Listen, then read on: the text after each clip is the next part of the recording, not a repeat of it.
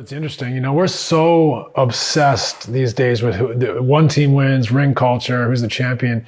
But like, not every team can win. Not every team is built to win. Yeah. Every team's in a different cycle, especially, no disrespect to anybody else, but the way that San Antonio and OKC are kind of emerging, it's very difficult to match the talent, let alone all the intangibles and stuff. So I thought you made a really interesting point about like, you still have to fight for your best level and find reward in that, even if there's always going to come criticism when you don't win and you get swept. But you hung in there every game. First halves were great, kind of got worn down a little bit, but maybe talk to people a little bit about how you approach all that, like balancing like our team, not letting go of the rope, continuing to improve, finding reward in the daily duties, at the same time not getting swept up in the noise that surrounds our game. Yeah, and I understand that. You get caught up in ring culture and things of that nature. But at the end of the day, there's 29 teams, if that's the case, who are all failures, if that's always the narrative. Right. Because there's only one champion, every year. So, I have the passion and the admiration to host the Larry O'Brien Trophy up every single year, but I also have a realization of what particular team I have been a part of in that particular year. And, understanding this year, we fought and we played to the maximum ability of our team. But ultimately, if we're being completely honest, we were out-talented.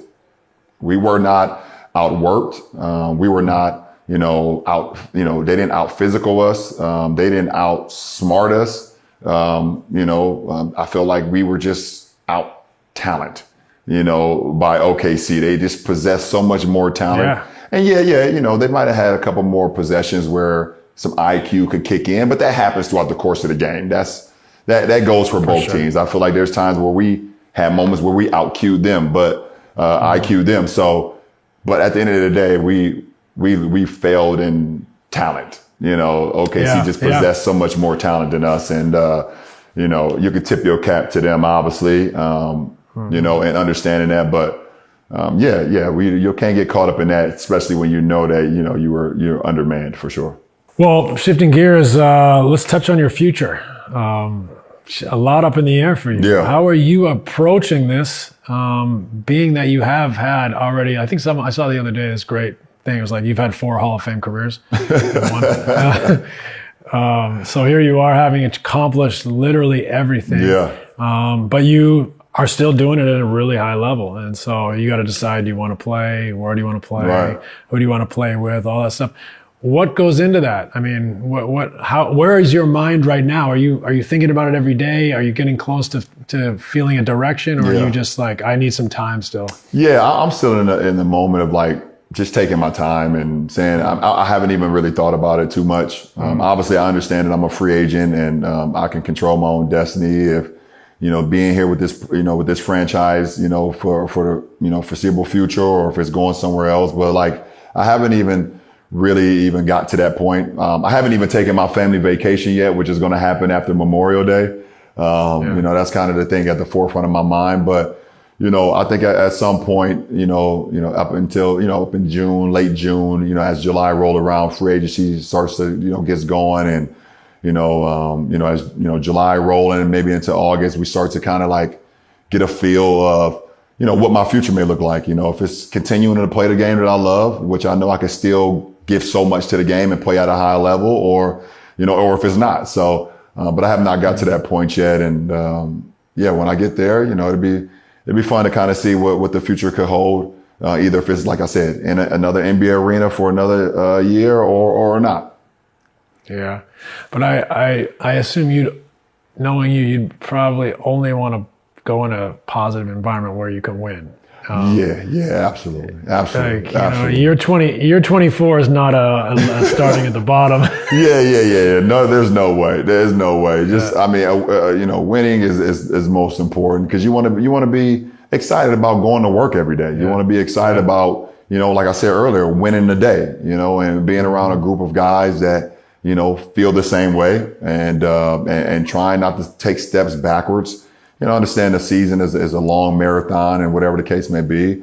But those building blocks throughout the course of the season is what matters to when you get to the marathon, and when you get to the sprint, which is now, the postseason. So, yeah. I'm not going anywhere where it's a start over at year 24 or things of that nature. I'm done with that.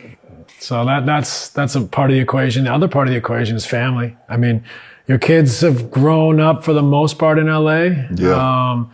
You got to consider that. At the same time, like, you're not going to go sign a 6-year deal somewhere. So right. It's, but it's still a consideration that I think is, I'm having been there at the end of my career, when I went to the Lakers, it was a tricky decision for me. And you got to weigh all these things. And I imagine that's something that's important to you. No, it's very important, and it's up there. I mean, 1A and 1B is like where do I feel comfortable with doing with my career, but also with my family. How do they feel about whatever decision that I'm able to come up with and make, and that's a joint decision as well. I give them the insight, both my boys, my daughter, and my wife. So it's 1A and 1B. I don't think one is higher than the other, whatever the case may be. That's very important. Obviously, have an opportunity to spend a lot of time with Bronny over the last couple of years. That's great. And, Bryce is, going into his second year at AZ at Arizona. My daughter will be 12 in the fall, and she's, doing her volleyball thing. And,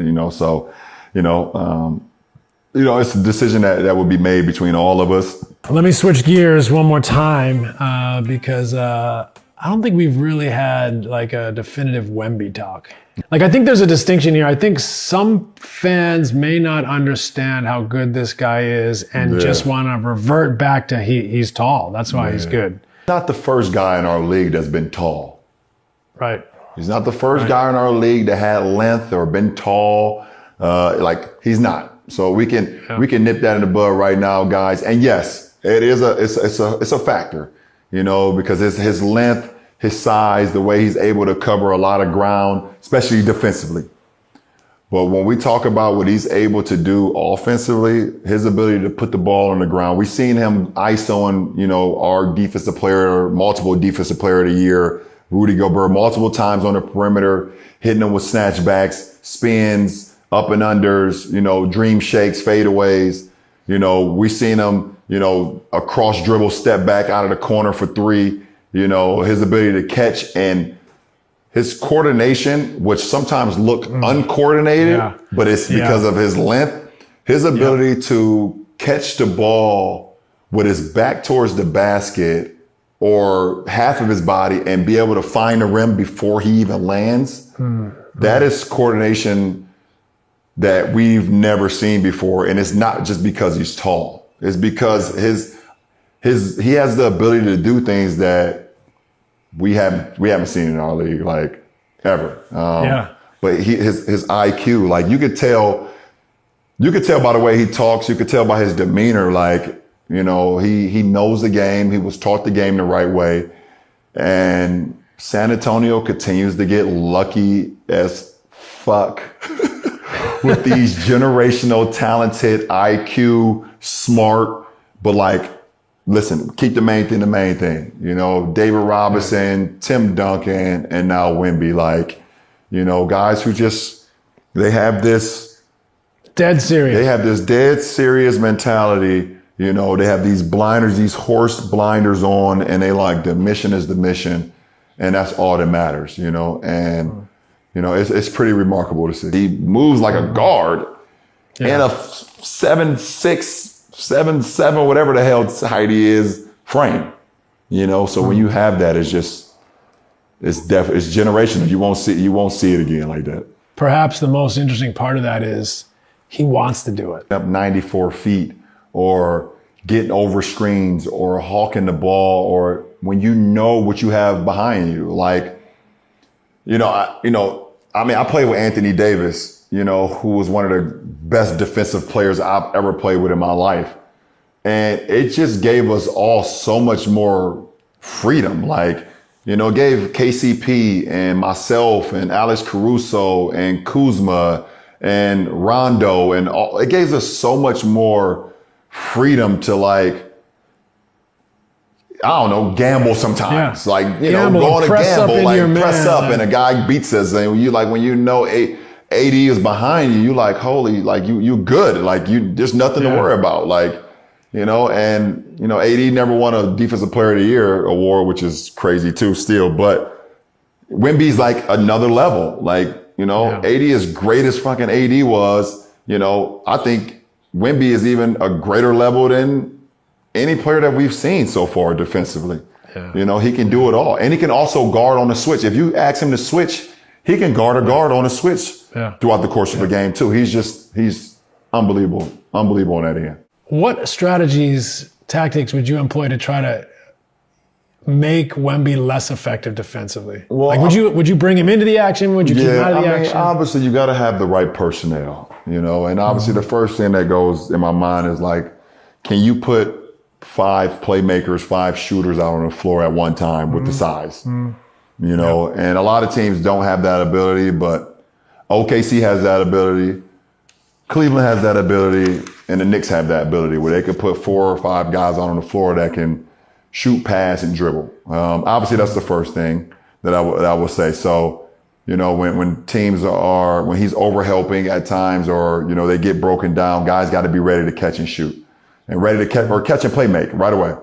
Trying to keep him above the break as much as possible, and meaning like, whoever he's defending, if you have the right personnel, you have to stop allowing him to be the low man. It doesn't matter if it's the strong corner or the weak corner, because it's so much easier for him to get there.